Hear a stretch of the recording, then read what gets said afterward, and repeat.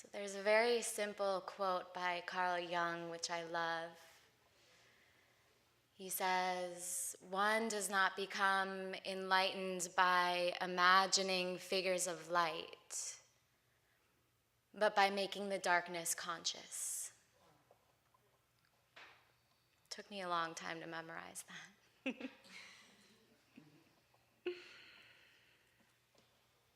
But I think it's a quote that's especially pertinent just now after the kind of heightened intensity of this new moon season we just had.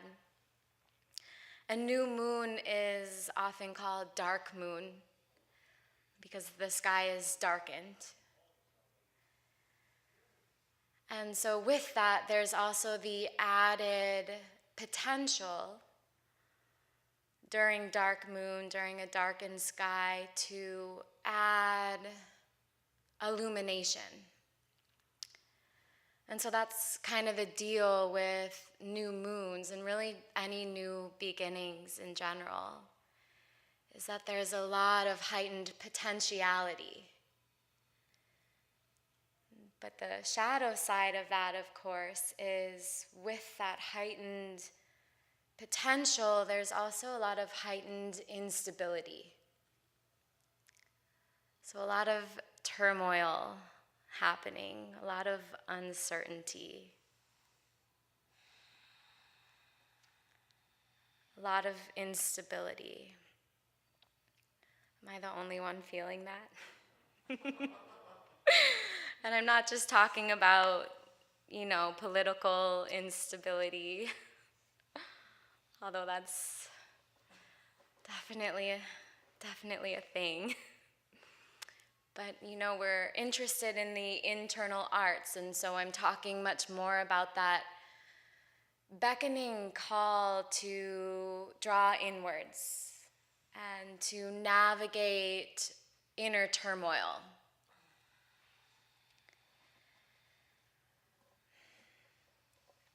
That call to slow down and soften in and almost hibernate. I think living in Southern California, we tend to forget. I'm a mountain girl, so this is all very new for me, but we're not exposed to the radical transitions between the seasons, so we forget that where we're placed right now is actually kind of surfing the last lip of winter. And in Chinese medicine, winter is the season where water element is strongest.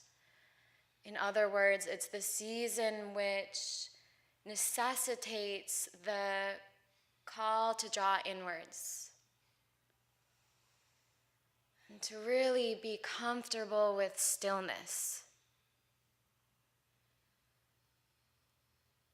And to take the time to nourish the self.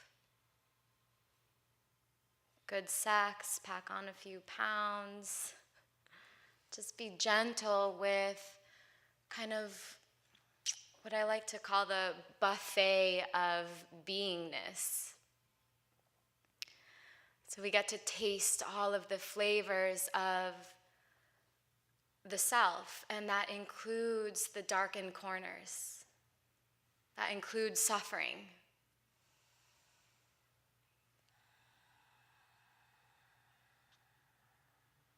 And in fact, when we don't meet those darkened corners, then we actually increase our capacity to suffer.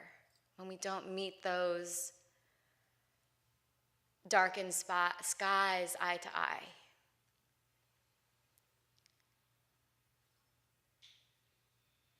So I'd like to offer tonight's class just as a recollection, to recall why it is that we practice. And it's certainly not just to feel that juicy joy, or to live consistently in the bliss body, although that's certainly a side effect.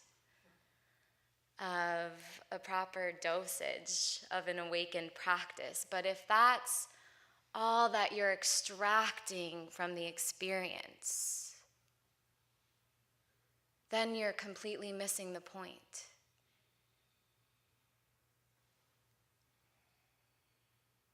So let's remember why it is that we practice. Because the more of us committed to the work of making the darkness conscious,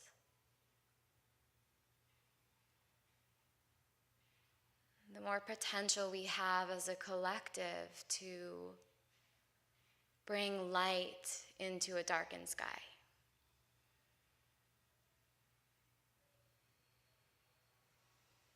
So let's practice.